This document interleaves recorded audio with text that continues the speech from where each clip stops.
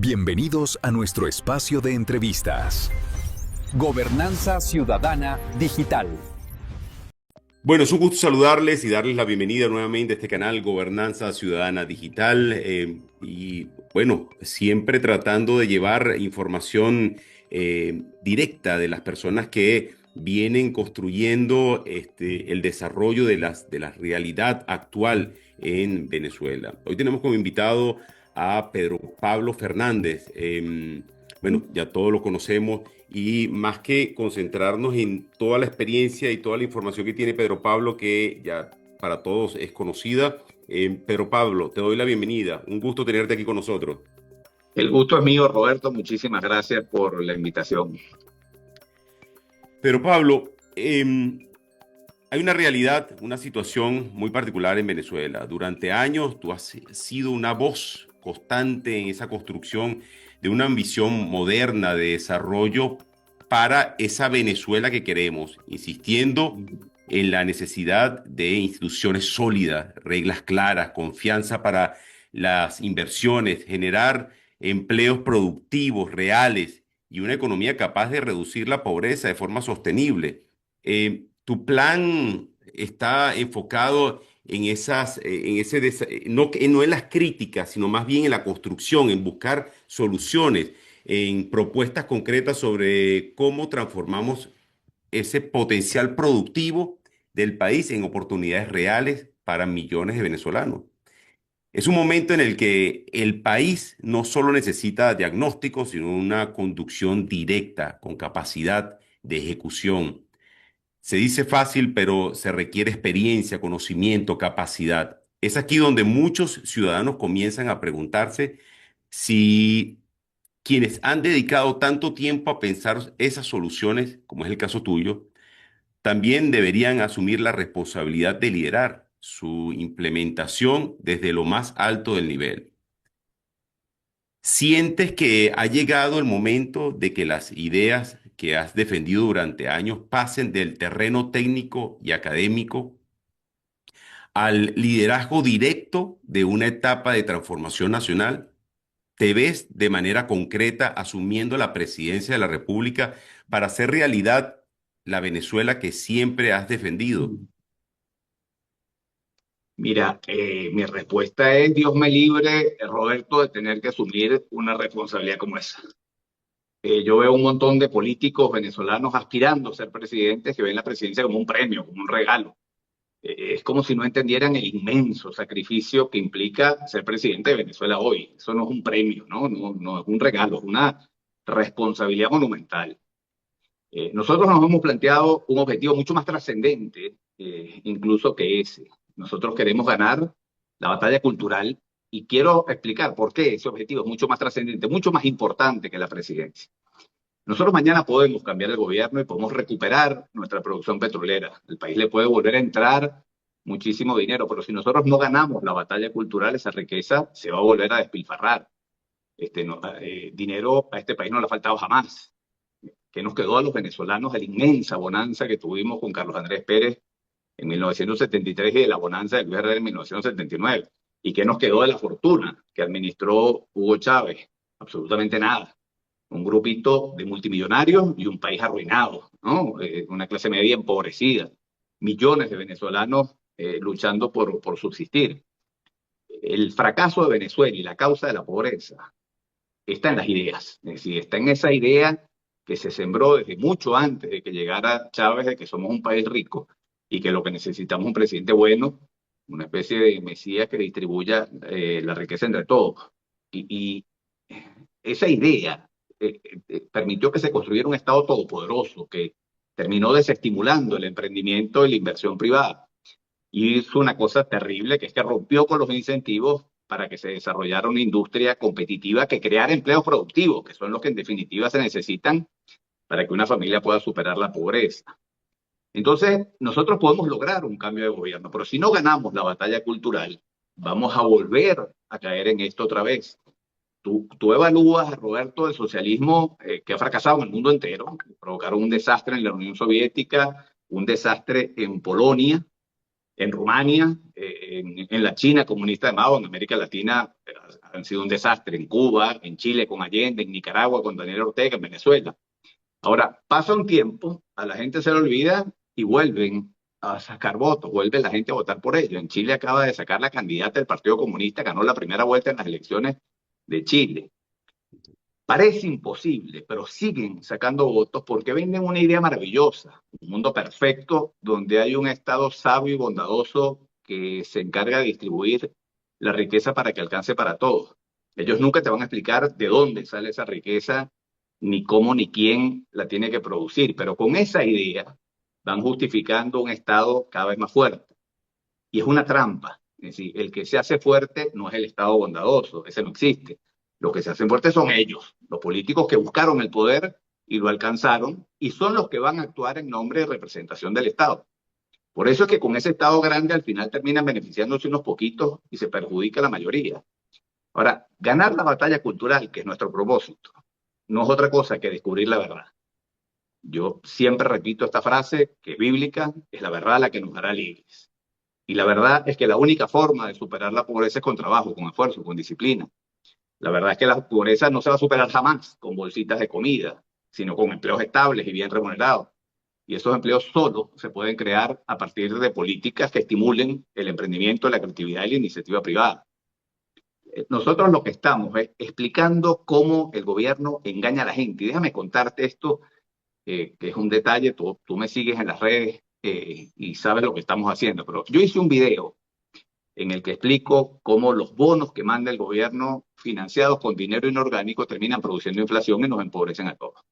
Ese es un video largo, con un tema complejo, y tiene más de 10 millones de vistas en todas las redes sociales. Es decir, yo hice un esfuerzo ahí por explicarlo de forma sencilla, pedagógica, buscando que todo el mundo lo entienda, pero aún así yo dije, bueno, es un tema muy difícil, es un tema para que se viralice, es muy complicado y se viralizó y me consigo todos los días gente en la calle que me dice gracias por tus videos, he aprendido muchísimo gracias a tus videos y me lo dice gente sencilla, gente humilde, el cajero del supermercado. El otro día el muchacho que mete las bolsas en el supermercado y lleva las bolsitas al carro. Es decir, gente muy humilde que está viendo los videos y está aprendiendo. La satisfacción que a mí me produce eso es gigantesca. Nosotros estamos trabajando por acabar con los políticos populistas y demagogos que manipulan con la pobreza para buscar votos. Eso es mucho más importante que un cambio de gobierno. Mucho más importante es el cambio cultural, porque ese es el cambio que nosotros necesitamos para construir esa Venezuela con la que estamos soñando. Sí, fíjate que, bueno, hablas que lo importante es el cambio cultural, pero hay un momento circunstancial. ¿Qué tiempo crees tú que nos lleve a generar ese cambio cultural?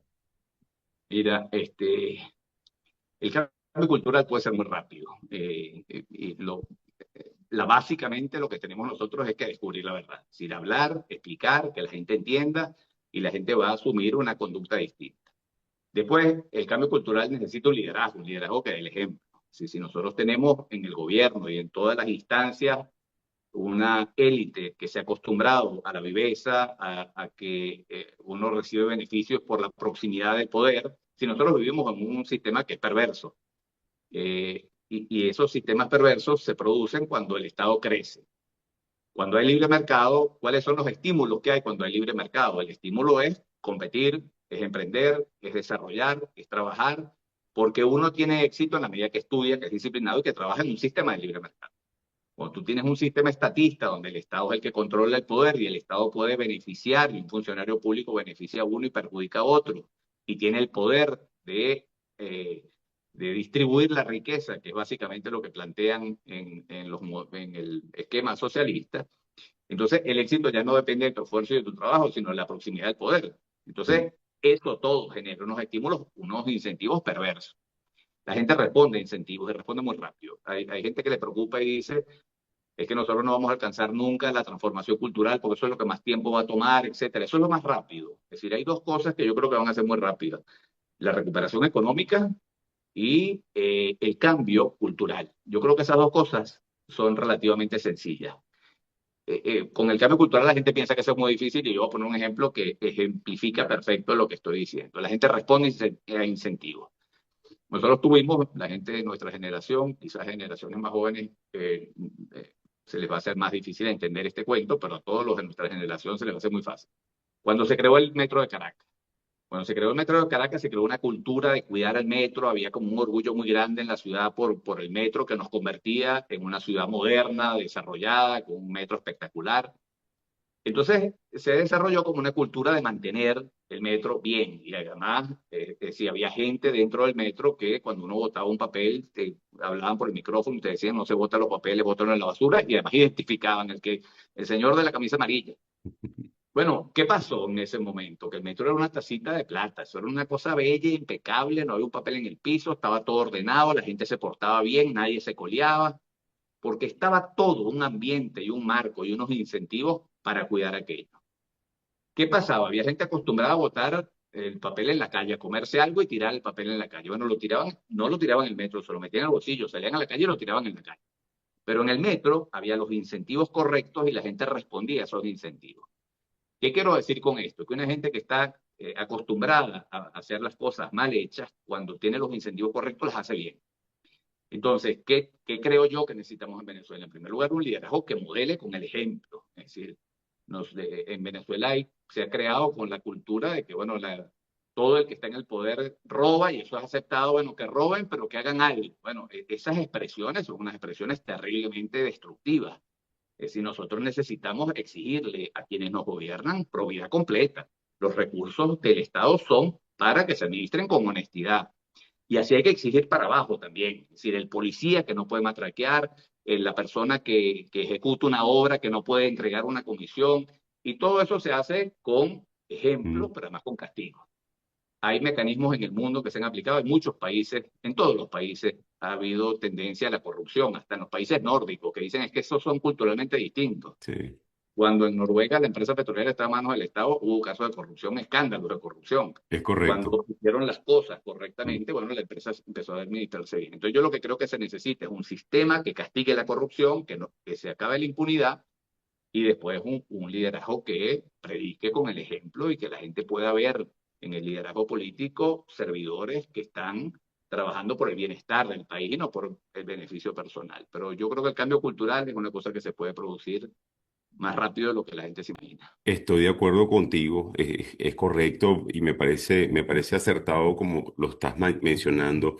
Em, Hablando de otro tema, Laura Dogu, la encargada de negocios de los Estados Unidos en Venezuela, ha ofrecido unas declaraciones públicas, ha estado muy activa en las redes sociales y en los medios de comunicación tras asumir ese cargo en Caracas y explicando el enfoque de la diplomacia, cómo ellos lo están viendo desde Estados Unidos a Venezuela, cómo están planteando esto. Dogu ha reiterado un plan de tres fases: estabilización, recuperación económica y transición democrática, que de una u otra forma fue igualmente planteado por el secretario de Estado Marco Rubio y que ahora es parte de esa agenda bilateral con las autoridades venezolanas.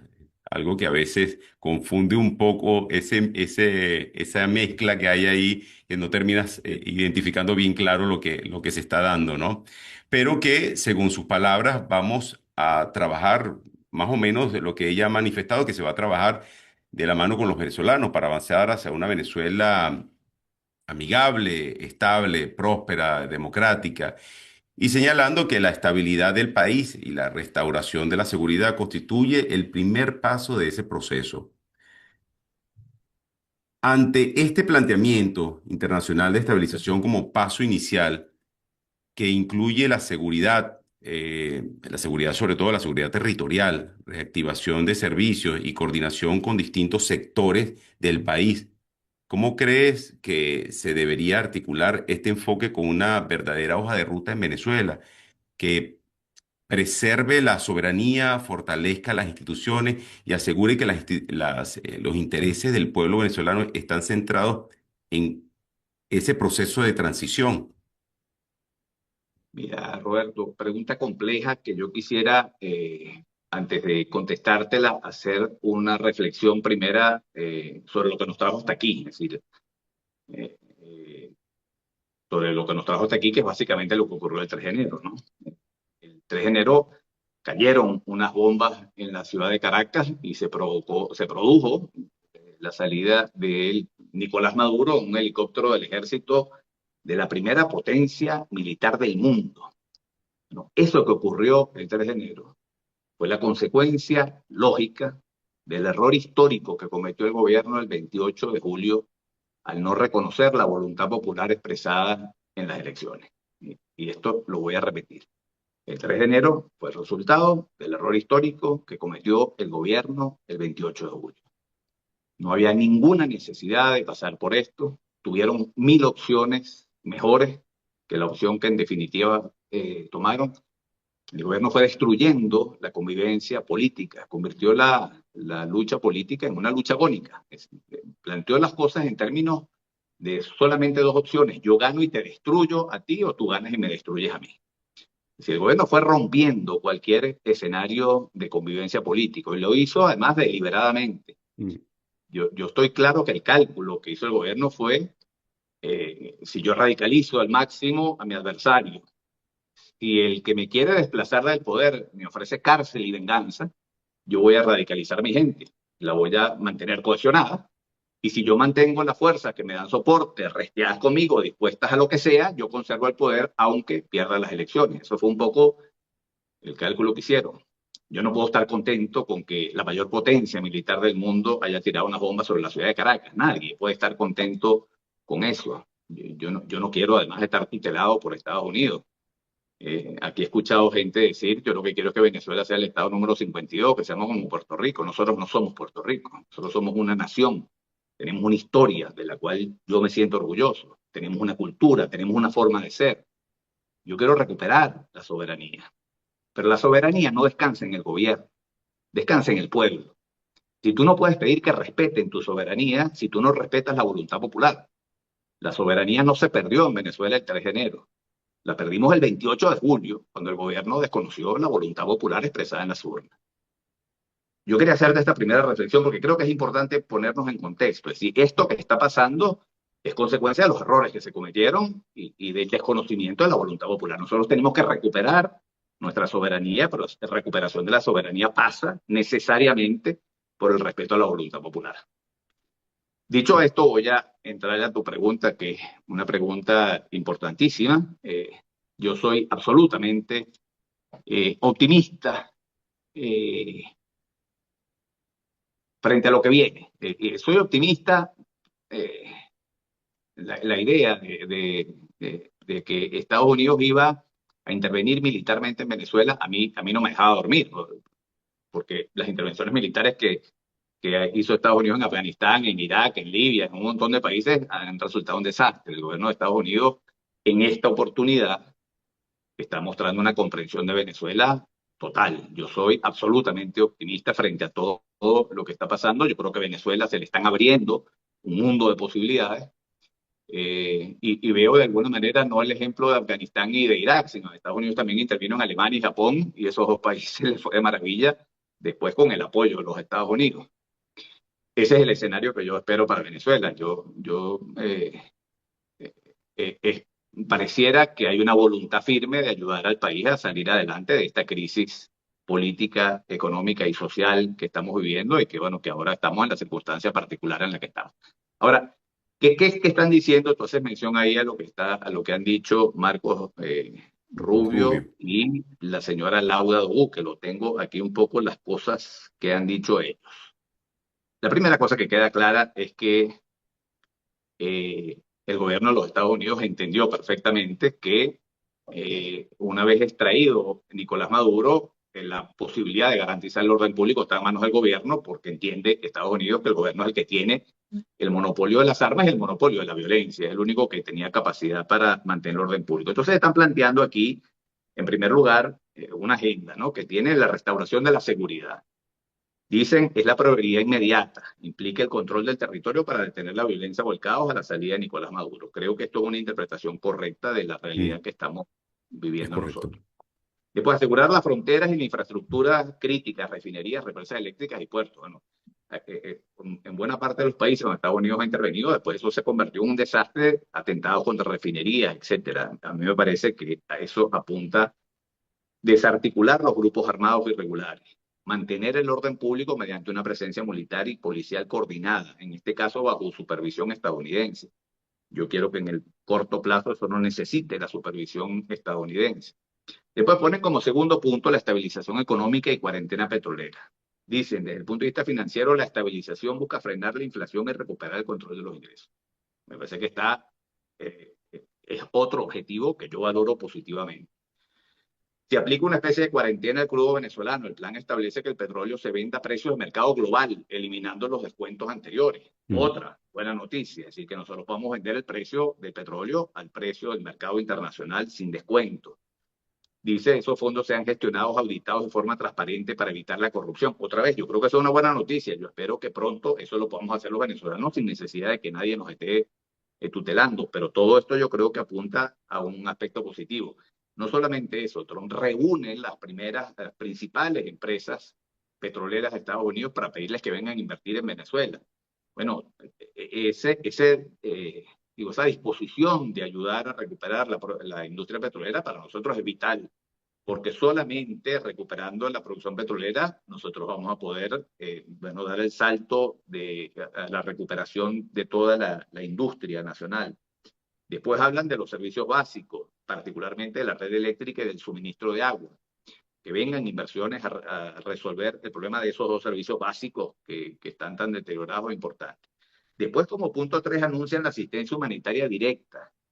La estabilización, dicen, contempla la entrada masiva de alimentos y medicinas para reducir la presión social. Es un país que está necesitando, un país donde hay hambre, y hay hambre fuerte. Es decir, que el 80% de los venezolanos tiene un ingreso que lo coloca por debajo del nivel de pobreza. Así que haya la disposición de dar una asistencia humanitaria para mí me parece fantástico. Y después el tema de la gobernanza temporal, dicen, durante esta fase el país no entra necesariamente en elecciones de inmediato. La estabilización es el periodo de una administración de transición, actualmente bajo la figura de Delcy Rodríguez, etcétera. Yo quiero que avancemos lo más rápido posible hacia una normalización institucional que terminemos pudiendo los venezolanos ejercer nuestro derecho a elegir el gobierno que más nos convenga. Yo entiendo perfectamente bien, hay gente que se impacienta, hay gente que quiere que las cosas se hagan ya. Yo creo que esto, en efecto, toma tiempo. Creo que el gobierno de los Estados Unidos está leyendo bien a Venezuela y está llevando esto de manera gradual y creo que lo está llevando bien. Del apuro solo queda el cansancio, la impaciencia nos ha terminado provocando muchísimos problemas en el pasado. Hemos querido, yo siempre pongo este ejemplo, Roberto, que creo que simboliza muy bien. Uno, cuando quiere tener un hijo, primero tiene que hacer una tarea que es bastante simpática, bastante agradable, entretenida, y después de que hace esa actividad en pareja, tiene que esperar 9 meses. Es decir, tú puedes querer tener el hijo antes, tú puedes querer provocar un parto a los 3 meses, pero no vas a tener un parto, vas a tener un aborto, y vas a tener que volver a empezar. Mira, en estos 27 años hemos tratado de apresurar, hemos tenido partos prematuros que han terminado en aborto una y otra vez. Si tenemos que tener hoy la capacidad de tener paciencia y de entender que la solución de los problemas no se puede dar antes de los 9 meses, que tenemos que esperar, que tenemos que trabajar y que tenemos que ir construyendo el escenario y el ambiente que permita que la lucha y la convivencia no sea una cosa muerte donde nos tenemos que destruir unos a otros, sino que se vaya creando un ambiente de convivencia política. Porque sin ese ambiente, yo puedo querer muchas cosas en la vida y puedo querer que y repito esto siempre, las cosas en política nunca son como queremos. Es que las cosas en la vida nunca son exactamente como queremos. Es decir, yo tengo una hija maravillosa, una hija chévere, pero mi hija hace cosas que no me gustan. Es decir, no me salió perfecta. Ella quería tener un papá perfecto, tampoco el papá le salió perfecto, porque las cosas en esta vida nunca son exactamente como uno quiere. Y en política muchas veces queremos que todo sea como nos da la gana. Y no, las cosas no son como nos da la gana, son como pueden ser. Y uno lo que tiene que trabajar para que las cosas salgan de la mejor manera, de la manera que el país pueda salir adelante más rápido, que podamos recuperar la institucionalidad más rápido, que podamos recuperar la economía y que esa recuperación económica pueda llegar a todos los hogares de Venezuela, que la gente pueda vivir mejor. Eso toma tiempo, podemos tratar de apurar las cosas y hacer las cosas bien para que salgan lo más rápido posible, pero sobre todo tenemos que hacer las cosas bien y no provocar partos antes de tiempo que terminen en aborto. Correcto. Bueno, ese mensaje de hacer las cosas bien creo que es un buen mensaje y que el venezolano debería entender de que de aquí en adelante debemos hacer las cosas bien. Pero me queda la duda. La sugerencia es que hacer las elecciones en 9 meses. Bueno, no sé si sea. La verdad que sería maravilloso después de 9 meses, la verdad. Pero bueno, yo sí creo que tienen que darse unas condiciones para que esa elección se pueda dar bien, sin traumas, Completamente de sin... acuerdo. Completamente de acuerdo. Venezuela necesita mucho más que un cambio político, eso está claro, y lo mencionaste tú bastante bien, y se necesita una transformación profunda, esa transformación cultural en forma de, de relacionarnos en el trabajo, en el vínculo con las leyes, con lo público. Bien lo estabas mencionando durante demasiado tiempo, porque no ha sido solamente estos 26, 25 años, ha pasado mucho tiempo donde la normalización de los atajos sobre el esfuerzo, la cercanía del poder sobre el mérito, la corrupción sobre la honestidad, la reconstrucción del país implica también una reconstrucción de valores que es intangible, no lo vemos tan rápido y a veces los despreciamos por no poderlos tocar, pero que los empiezas les empiezas a dar valor en el tiempo. El trabajo digno que ese trabajo digno vuelva a ser un orgullo, donde trabajar sea orgulloso, sea algo de mérito, que el mérito sea justamente la vía de progreso y que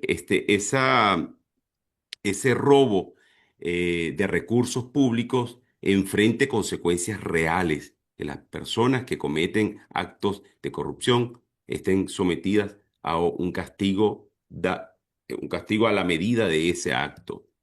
En un escenario donde te corresponda conducir el proceso de reconstrucción nacional, ¿qué decisión y señales concretas, ¿no? Deberías darse desde lo más alto de ese nivel de liderazgo para marcar un antes y un después en la cultura donde la honestidad resalte, el respeto a las leyes, la lucha frontal contra la corrupción, que ya estamos hasta aquí de esa corrupción que ha desgastado las instituciones, sea una prioridad en la nación. Mira, buena pregunta, Roberto, y te lo voy a responder así, ¿no? Usted sabe que Bukele demostró en El Salvador que cuando la delincuencia se desata, cuando hay pandillas que se apoderan de la ciudad y hacen lo que les da la gana, es por falta de voluntad política. Porque si tú tienes voluntad política, tú resuelves el problema de la delincuencia porque tienes demasiados instrumentos, tiene el Estado para resolver el problema de la delincuencia. Y eso, de alguna manera, lo demostró el gobierno también aquí. Nosotros tuvimos un periodo terrible de delincuencia y la delincuencia desapareció. Y desapareció no solamente por la migración, que también influyó, aquí hubo mano durísima contra la delincuencia y los índices de delincuencia bajaron. Yo no estoy haciendo esto para felicitar al gobierno. Condeno que el gobierno haya permitido que hayamos sufrido los venezolanos todo lo que sufrimos simplemente porque no tuvieron la voluntad política de mantener el derecho humano a la vida y a la seguridad personal y a sus bienes de forma eficiente. Con la corrupción pasa igual. Es decir, cuando existe corrupción es porque desde el Estado no hay voluntad para combatirla, porque si desde el Estado hay voluntad para combatirla, se acaba la corrupción. Eh, eh, eh, Miles de países, miles no, pero muchísimos países, vamos a utilizar esas hipérboles, han logrado derrotar la corrupción con muchísima eficiencia. Gobiernos Cierto. nacionales, regionales y locales, gobiernos Mm. municipales, que han reducido en países donde ha habido corrupción, han reducido la inflación a nada, han logrado controlar. Porque los mecanismos para mantener un gobierno con transparencia y para administrar los recursos con transparencia están. Es decir, y de eso se ha trabajado muchísimas, muchísimas experiencias exitosas. Cuando un país no adopta políticas de transparencia, porque no quiere. Entonces, son dos cosas en esto. Políticas de transparencia, para eso se necesita voluntad política del Estado. Pero la segunda es sanción, es decir, es castigar la corrupción. Y castigar la corrupción en serio. Y eso requiere voluntad política. Con voluntad política, haciendo esas dos cosas, tú acabas con la corrupción en Venezuela. La gente piensa, no, es que la corrupción va a existir siempre. Entonces, y te repetí hace un rato esas frases que son terribles, son completamente dañinas. Bueno, y que los políticos roben, pero que hagan algo. Es decir, es una cosa espantosa que se piense así.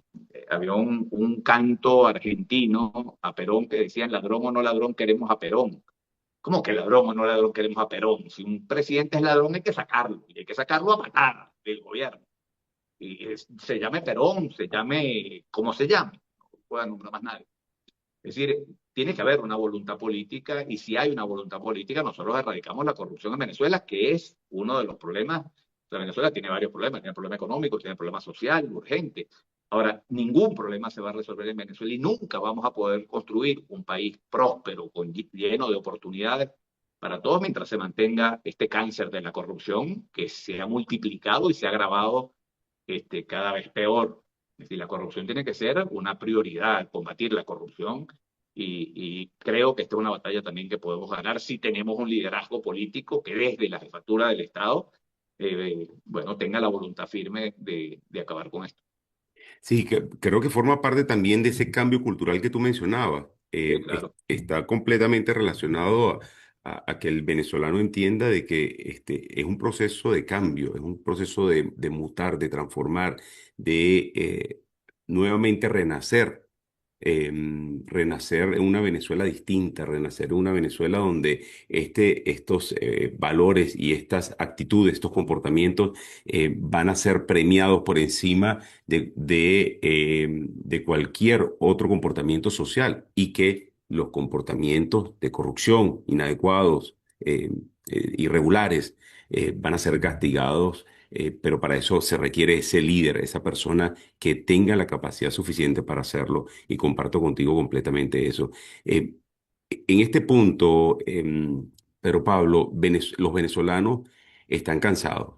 Esa es una realidad, eso no lo podemos esconder. Son demasiados años de sufrimiento, de lucha, de tener que vivir, y yo me incluyo también ahí, de tener que vivir de ese daño que ha ocasionado la corrupción. Cada día que pasa sin que tengamos una nueva salida, oportunidades nuevas, hemos perdido muchísimo. Y no se trata de mirar desde la orilla, sino se trata también de buscar cómo podemos involucrarnos, de aportar, de poner pie y trabajar por esa nación que queremos. Frente a esta realidad, ¿qué les dirías a los venezolanos que aún tienen la preocupación de la represión política para que comprendan que ya no hay que tener miedo, que la participación activa en esa reconstrucción de Venezuela no es una opción, sino es un deber de todos los que quieren un país distinto, un país nuevo, un país creciente, pujante? Mira, la gente que tiene temor por la represión del gobierno, yo le diría lo siguiente, ¿no? Yo el año, voy a contar una historia absolutamente personal e íntima. Yo en diciembre del año pasado estaba publicando videos donde hago críticas muy fuertes al socialismo y al gobierno. Yo nunca entro en el plano personal, mis ataques no son a las personas, mi ataque es al sistema, al modelo socialista que empobrece y que genera todas estas calamidades. Pero yo siempre, además, lo hago en un tono de respeto, siempre es mi característica y no la voy a cambiar por nada. Eh, pero hice unos videos que estaban fuertes y la verdad es que en ese momento había un momento bastante tenso. Y a mí se me acercaba mucha gente a decirme, mira, cuidado con tus videos, el gobierno te va a venir a buscar y te van a meter preso y no sé cuánto, ¿no? Y me acuerdo mucha gente que iba y buscaba a mi mamá a decirle, mira, ponle reparo a Pedro Pablo y tal, que no siga publicando esos videos que son bueno, con todas las amenazas que había. Y esas conversaciones estuvieron en mi presencia. Y cuando mi mamá no decía nada, cuando la gente se iba, ella se volteaba y me decía, tú estás diciendo cosas demasiado importantes, tú no puedes dejar de decirlas, tú tienes que seguirlas diciendo. Y después me decía, lo que vaya a pasar está en manos de Dios, no está en manos tuyas. Para tú no puedes dejar de decir las cosas que estás diciendo. yo tengo una fe, una confianza absoluta en que todo esto al final es la voluntad de Dios la que se va a imponer y yo creo que lo que tenemos es que apostar todos a que esto va a salir bien y va a salir bien. Yo no tengo ninguna duda de que estamos encaminados a una transición que va a terminar en buen puerto. Tengo toda la confianza, tengo toda la fe puesta en que todo esto que está pasando va a ser para bien y que vamos a lograr tener muy pronto un país próspero. Yo nunca juego al fracaso de Venezuela, yo siempre juego al éxito de Venezuela.